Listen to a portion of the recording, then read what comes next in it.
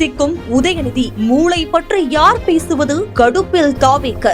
உச்சகட்ட டென்ஷனில் அறிவாலயம். நேற்று நடந்த ஒரு கூட்டத்தில் பேசிய எதிர்க்கட்சி தலைவர் உதயநிதி முதலமைச்சர் விஜய் மற்றும் அமைச்சர்கள் குறித்து கடுமையான விமர்சனத்தை முன்வைத்தார். இன்னைக்கு இந்த சர்க்கஸ் கும்பல் ஆட்சிக்கு வந்த பிறகு முதல்வர் விஜயின் கைது நடவடிக்கை குறித்து விமர்சித்த உதயநிதி தாவேக்கவை பாசிச அரசு என்றும் இந்த அரசுக்கு இன்செக்யூரிட்டி அதிகம் எனவும் பகிரங்க கருத்தை முன்வைத்தார். ஒரு மோசமான பாசிச அரசாக இன்றைக்கு இந்த அரசாங்கம் செயல்பட்டு வருகிறது. அந்த அளவுக்கு இந்த அரசுக்கு இன்செக்யூரிட்டி ரொம்ப அதிகம். தாவேக அரசை மிகவும் கடுமையாக சாடிய உதயநிதி ஸ்டாலின் தான் கைது செய்யப்பட்ட விவகாரம் குறித்தும் பேசினார். தற்போதைய அரசியல் சூழலில் முதலமைச்சர் விஜய் எடுக்கும் சில அதிரடி முடிவுகளால் பெரிதும் பாதிக்கப்படுவது திமுக என்பதுதான் தற்போதைய உண்மையான நிலவரம். முன்னாள் அமைச்சர் அனிதா ராதாகிருஷ்ணன் தொடங்கி உதயநிதி வரை கைது செய்யப்பட்ட முக்கிய புள்ளிகள் தாவேக அரசுக்கு எதிரான பல்வேறு வியூகங்களை வகுத்துள்ளதாக செய்திகள் வந்துள்ளது. ஏற்கனவே உதயநிதி சபையில் சரியான எதிர்க்கட்சி தலைவராக செயல்படாமல் இருக்கிறார் என அவர் மீது திமுகவில் இருக்கும் சிலர் கூட சமூக வலைதளங்களில் கருத்து தெரிவிக்கின்றனர். ஆக்கப்பூர்வமான விஷயங்களை பேசாமல் தாவேக அரசின் மீதான தன் வன்மத்தை மட்டுமே சட்டமன்ற அவையில் பேசுகிறார் என சொல்லப்படுகிறது.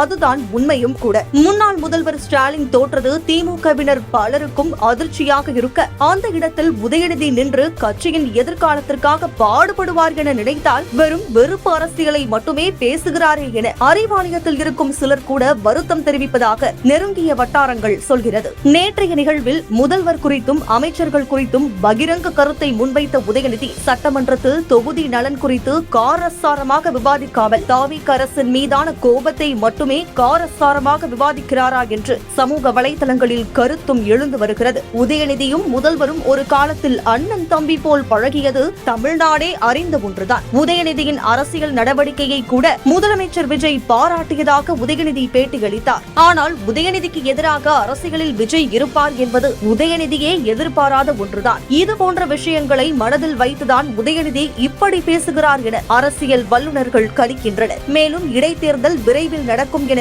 எதிர்பார்க்கப்படும் இந்த நிலையில் வியூகங்களை தாவேக சரியாக வகுக்க தொடங்கியுள்ளதா? எப்போது வேண்டுமானாலும் இடைத்தேர்தல் பற்றிய அறிவிப்பு வெளியாகலாம் என எதிர்பார்க்கப்படுகிறது. இன்னைக்கு இந்த சர்க்கஸ் கும்பல் ஆட்சிக்கு வந்த பிறகு மற்ற அணிகளுடைய பணிகளை விட மற்ற அணிகளுடைய தேவை விட இன்னைக்கு வழக்கறிஞருடைய பணி மிக மிக முக்கியமானதாக கருதப்படுகிறது. ஏன் பிஸியா இருக்கீங்கன்னு உங்க அத்தனை பேருக்கும் தெரியும். நின்னா கைது, நடந்தா கைது, பேசினா கைது, சோசியல் மீடியால ஒரு போஸ்ட் போட்டா கைது அப்படின்னு ஒரு மோசமான பாசிச அரசாக இன்றைக்கு இந்த அரசாங்கம் செயல்பட்டு வருகிறது. அந்த அளவுக்கு இந்த அரசுக்கு இன்செக்யூரிட்டி ரொம்ப அதிகம். 2 வாரத்துக்கு முன்பு இந்த அரசு என்னையும் கைது செய்ய முயற்சி பண்ணாங்க. எதற்காக கைது? டெல்டாவில் விவசாயிகளுக்கு ஆதரவாக நம்முடைய தலைவர் சொன்னதன் பேர்ல தஞ்சாவூர்ல போய் ஒரு போராட்டத்தில் கலந்து கொண்டு பேசினேன். கிட்டத்தட்ட 22 நிமிஷம் பேசியிருக்கிறேன்.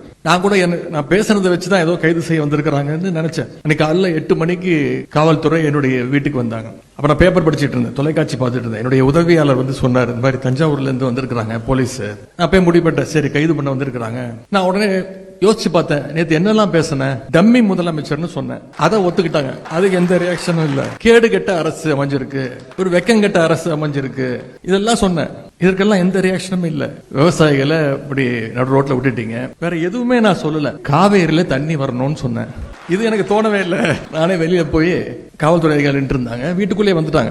எதுக்கு வந்திருக்கீங்கன்னு கேட்டேன். ஐயா நேத்து நீங்க தஞ்சாவூர்ல பேசிருக்கீங்க. ஆமா பேசுனேன். அதுக்கு என்னன்னா அது விஷயமா கைது பண்ண வந்திருக்கோம். காலைல 8:15 இருக்கும். சொன்ன வெயிட் பண்ணுங்க, இப்பதான் எந்திரிச்சிருக்கிறேன். என்னுடைய வழக்கறிஞர்களுக்கு சொல்லி அனுப்பணும், தலைவர்கிட்ட சொல்லணும். வழக்கறிஞர்கள் வந்த உடனே நான் வந்து உங்களை சந்திக்கிறேன், வெளில வெயிட் பண்ணுங்க அப்படின்னாங்க. ஐயா புரிஞ்சுக்கோங்க அப்படின்னாங்க. கொஞ்ச நேரம் வெயிட் பண்ணுங்க அப்படின்னு சொல்லிட்டு நான் உள்ள போயிட்டேன். அதன் பிறகு நான் முதல்ல போன் பண்ணது நம்முடைய வழக்கறிஞர்கள் அன்னைக்கு தான் போன் பண்ணேன். வழக்கறிஞர்களுடைய கழக நிர்வாகிகள் வழக்கறிஞர்கள் வந்தாதான் நான் கைதாவேன் அப்படின்னு சொல்லிட்டேன். அதே மாதிரி உடனே நம்முடைய வழக்கறிஞர்கள்லாம் ஒரு 9:30 மணி 9:45 மணிக்கெல்லாம் வந்துட்டாங்க. தலைவர் அவர்கள் எனக்கு போன் பண்ணி கைதாகாத 10:30 மணி வரைக்கும் வெயிட் பண்ண வை, கொஞ்ச நேரம் அவங்ககிட்ட பேசு, கொஞ்ச நேரம் உட்கார வை அப்படி நான் சொன்னேன். நான் வழக்கறிஞர்லாம் வந்துட்டாங்க, கைது பண்றதுக்கு ஒண்ணுமே கிடையாது, நான் அப்படி ஒன்றும் பேசல, என்ன நடக்குதோ பாத்துக்கலாம் அப்படின்னு தலைவர் சொல்லிட்டாங்க. இவர் என்ஆர் இளங்கோவனும் திரு வில்சன் அவர்களும் வருவாங்க, அவங்க கிட்ட பேசிட்டு அதன் பிறகு என்ன முடிவுனாலும் எடுத்துக்கோ அப்படின்னா, நான் இதற்கெல்லாம் பயப்பட போறதுல கைது பண்ணட்டும் அப்படின்னு நான் சொல்லிட்டேன். தினசரி முக்கிய செய்திகள் மற்றும் அப்டேட்களுக்கு TN Wire News சேனலை ஃபாலோ செய்யுங்கள்.